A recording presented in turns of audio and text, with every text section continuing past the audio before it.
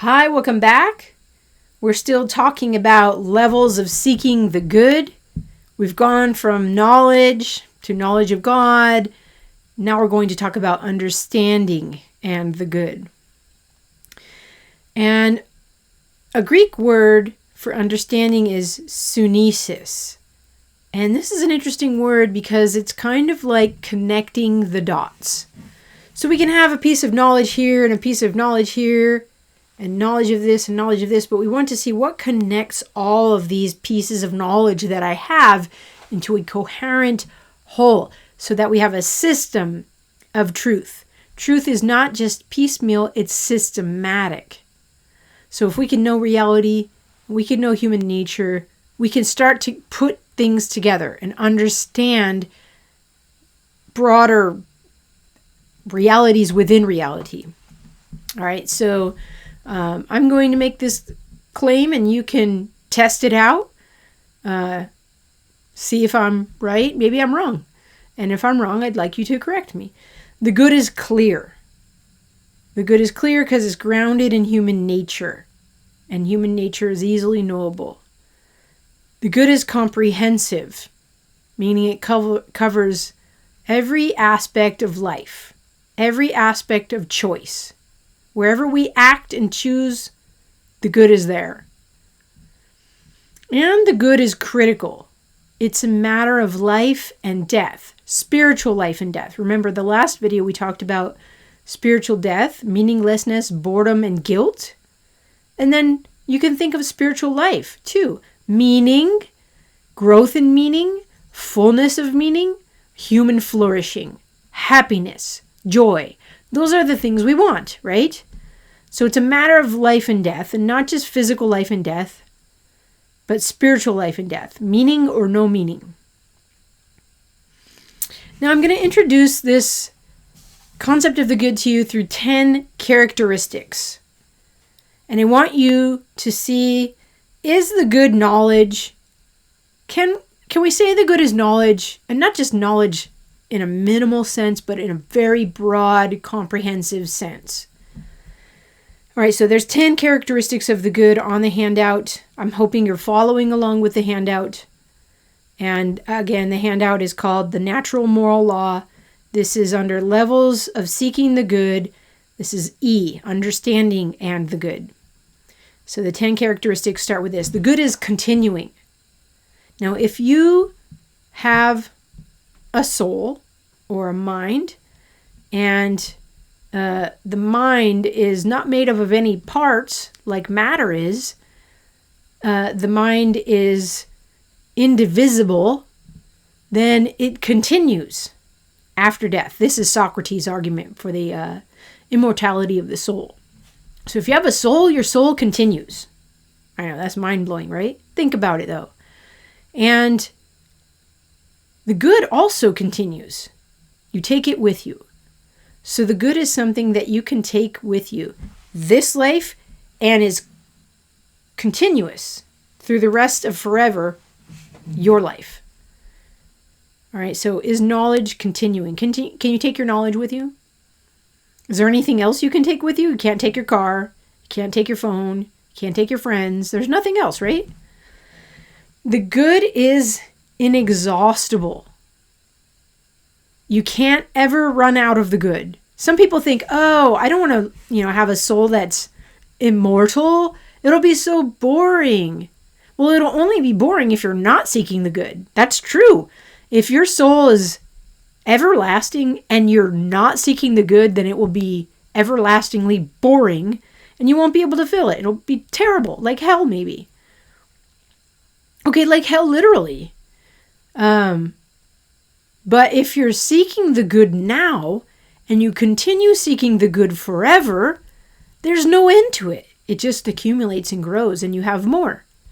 So the good cannot be exhausted. And that should be exciting because you'll never get bored if you're seeking the good, ever. You just get more meaning. The good is comprehensive, meaning it covers everything. There's nothing, no topic, no thing that's left out of the good. And some people think, well, I'd like to leave evil out of the good. But what if evil, moral evil and natural evil, deepen the good? We'll talk about that. You wouldn't want to leave what deepens the good out of it. So the good is comprehensive, it covers everything. The good is inalienable, meaning nobody can take it away from you. Maybe temporarily, maybe you get amnesia or Alzheimer's and you forget things. But that's temporary if your soul continues after death. And that's a hindrance of the body, not a hindrance of the mind. So the good cannot be taken from you. It can be temporarily inaccessible, but it cannot be taken from you. So they could take your physical life, but they can't take the good.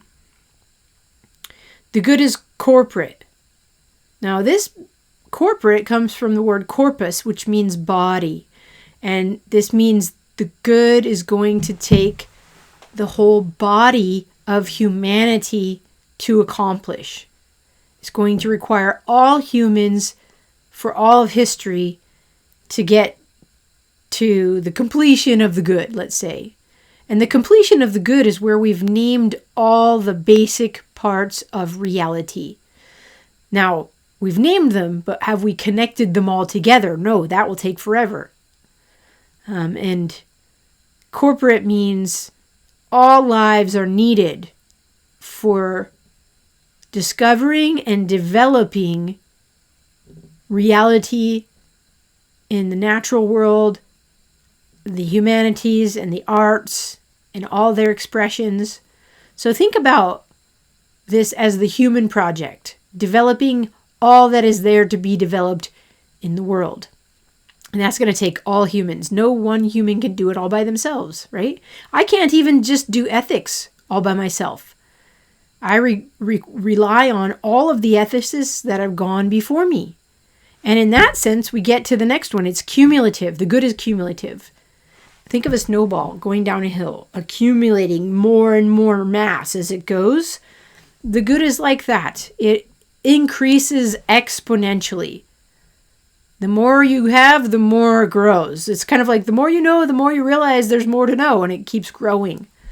And it does this historically. It accumulates. And that's why we want to make sure we pass it on to the next generation and not let things die. Otherwise, we go backwards in this human project. The good is communal. What this means is it's shared and it increases by sharing. I teach you about the good. You teach two people about the good. Those two people teach two other people about the good. And soon we have like the good pyramid scheme and it's just growing, right? But you can think about that. The good is communal. It's shared. And this is how it increases. You have to share it to make it grow. Okay, the next one is the good is fulfilling. Anything we find fulfilling in life is because it's connected to the good. I'll give you a few examples. People like travel, people like music, people like relationships, people are fulfilled by sports. Let's just use those for now. You could put anything out there. What is it about travel that we enjoy? We like to see new places. We like to experience new cultures. We like to have a different environment. This is knowledge. This is knowledge by experience. It's not propositional knowledge, but it is a kind of knowledge. And it's the kind of knowledge you can only have firsthand. Like if I wanted to know China, I can't really know China by getting on the internet and, doing a Google Maps search and eating Chinese food while I listen to a Chinese movie, right? That's not the same thing as going to China. You have to experience it. So this is knowledge by acquaintance, but it is knowledge. Music is a kind of knowledge. Someone told me once that music is the logos of the emotions. It is the order of our feelings. And my husband's a musician. One time we were at a friend's house, and we were listening to classical music. It was like the classical music station, and some kind of march music came on. And my husband said, I have never experienced that feeling before. I can't relate to this music. He can't relate because he didn't have that feeling, like wanting to march out in some military style. So feelings, we know the feelings of others through music, and we either relate or we don't relate, right? So music is a kind of knowledge. What were the other examples I gave? Relationships. In relationships, don't we want to know the other person? And don't we want them to know us too? It's a kind of relational knowledge. And then sports. Sports is a kind of knowledge. Either you know the skills required to achieve a kind of excellence, or you're observing excellence and you're understanding what humans can do and relishing in that. Right? I don't know. I guess you can go watch a little kid's t-ball game, but it's not the same as watching the World Series and seeing what the best of the best can do, right? We appreciate that.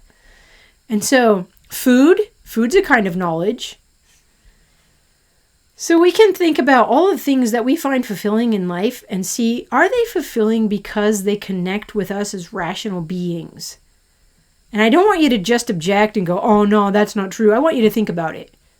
Every time you experience something fulfilling, say, is this connected to knowledge? Is this something that I'm enjoying because I'm a rational being? Would my cat enjoy it the same way I do? Would my bird? I don't think they do, right? Do birds enjoy a baseball game like humans do? No. Do dogs enjoy a steak the same way humans do? No, my dogs would just eat it up. I relish it. Not only that, humans spend so much time making food. We know the right spices for the right meals. There's a kind of knowledge involved. Anyway, you can test it out. The good is fulfilling, and everything that's fulfilling is connected to the good. And the good is knowledge. All right, the good is ultimate. This is where we have to do the question of God. This is why I brought up the question of God. The good is ultimate, meaning it is connected to what is infinite and eternal. Something must be eternal. It isn't matter. It isn't me. It must be some other spirit. That's what we call God. So the good is connected to the knowledge of the nature of ultimate reality. It is connected to the knowledge of God, knowing God. Not the knowledge God has, but knowing God, and knowing God through all the things that are created. And then lastly, the good is transformative. The good is powerful. It is the most powerful thing. If people love power, then the good is the most powerful thing. You should want the good because it has the power to transform lives. You know, they say knowledge is power. Why? It has the power to set you free from ignorance, from falsehood. And these are the true sources of oppression. The truth will set you free from falsehood. And falsehood oppresses people. So the good is transformative of individuals, of societies, of cultures, of civilizations, of the world. And so we need the good. Okay. Now, that was me introducing understanding and the good. We can talk more about this as we start applying it. You can test it, but at the end, I'm going to propose that the good is knowledge, and not knowledge simpliciter, but a system of knowledge connected to ultimate reality and originating from God. Now, you don't have to agree with me, that's fine. But go back in that series of arguments and show me where you object. And now for wisdom, which is the pinnacle of human achievement, so says Burton. Wisdom and the good. What is wisdom? Do you have wisdom? Do you want it? Is it the thing you want the most? It's the thing I want the most. Wisdom is knowing the good and the means to the good, and it starts with fear. Fear meaninglessness, right? If I don't pursue the good, I won't get meaning. And meaninglessness is death for humans, spiritual death. And if you love the good, you pursue the good, pursue it with your whole might, you will find meaning and fullness of meaning and happiness. So wisdom is knowing the good and the means to the good. And it's the source of life. Wisdom is connected to philosophy, which is the love of wisdom, which is a whole way of life. Ordering your life for pursuit of wisdom, love of wisdom. And wisdom's the thing that brings humans to maturity. We don't often think about this. We need to grow up, not just individually, societally. We are a society of immature people. And if you don't believe me, go on Twitter for 5 minutes. Maturity is where we are capable of using reason, using it more and more fully, and our emotions follow our reason, and our actions follow our reason. We're like that chariot driver. We're not going to let the appetites take over our feelings. We're not going to let our will take over. Just do it. Just muscle through it. We're going to say reason guides us, and wisdom is the tool to help us to have reason guide us through all of life, so that when we're kids, we do kids things. When we're adolescents, we do adolescent things. When we're adults, we do adult things, and we grow up, and our emotions grow up. So it's about harmony in yourself and being a whole person. I feel like we need this a lot right now. All right, and then there's the wisdom of the ages. We don't invent wisdom. It's cumulative. It accumulates. It's passed on generation after generation. And guess what? In our history of philosophy timeline, we stopped passing it on probably back, I don't know, in the Middle Ages. We decided this isn't wisdom. What these ancients have been going over for like thousands of years isn't worthwhile. We don't need it. We'll just be practical people. Well, you could be practical without wisdom too. And you could do things like wreck the earth, have a pandemic that you don't know what to do about. So wisdom is needed. It's practical rationality, but we have to have the rationality, and we have to pass it on to the next generation. So we probably need to do some catching up. Social, cultural maturity. So just as people don't grow up, societies sometimes don't grow up either, and it's because they lack the practical rationality to do so. Now, the objections come from these characters in the wisdom literature. The simple is the person who thinks, we don't need wisdom. I'm good. I'm going to go with the flow. This is called apathy, the apathetic person. And a lot of people are apathetic right now. I think we're railing against apathy, especially the social justice warriors, right? We've been doing nothing for too long. We need to do something. That's true. We need to do something, but we need to do it with wisdom. The fool, and I've been thinking about the fool a lot lately, is the one who thinks they know. Or they hate knowledge. They think knowledge is not possible. I hate it. I hate the very idea of it. And if you look at the history of philosophy timeline, all that fourth category are fools. I'm just going to say it. They hate knowledge. They say reason does not apply to being. God does not exist. Knowledge is not possible. And when you hate being, you hate knowing, and you hate the good. And then you spread it around through teaching other people. This is the anti-wisdom. It's pride, thinking you know when you don't know. And there's a lot of that going on. So what can we do? We can say, wait a minute. We don't have to go that way. We can say reason brings us to meaning. Meaning gets us to truth. Truth gets us to knowledge. Knowledge gets us to knowledge of the nature of reality, which gets us to understanding, which allows us now to have wisdom. So come, let's reason together. I'm sure you have a lot of objections. That's fine. That's what humans do. So what humans do is say, here's my position. And you can say, I disagree. Here's my position in response to yours. So I give arguments, you give counter arguments, and I give counter arguments. This is how philosophy proceeds. You don't get to just cancel me. You don't get to just ignore me. You have to think about what I've said. And what I've said is passed on to me. It's not like I invented it. This is part of the great conversation that philosophy is. That history of philosophy timeline, we're in that conversation. And that goes through challenge and response. So if you're going, I don't like this, that's an emotional response. You're fine to have an emotional response, but back up and say, why don't I like this? What's the idea that is causing my dislike or discomfort? And then name that idea and analyze it. See, is that a bad idea or is that a good idea? And use reason to help you. All right, I hope you like these videos. And next time we're going to go on to applied ethics.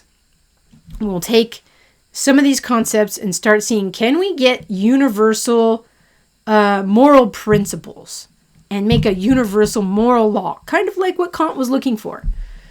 It's going to be exciting. All right, next time, the good. Is the good a universal moral principle? All right, talk to you next time.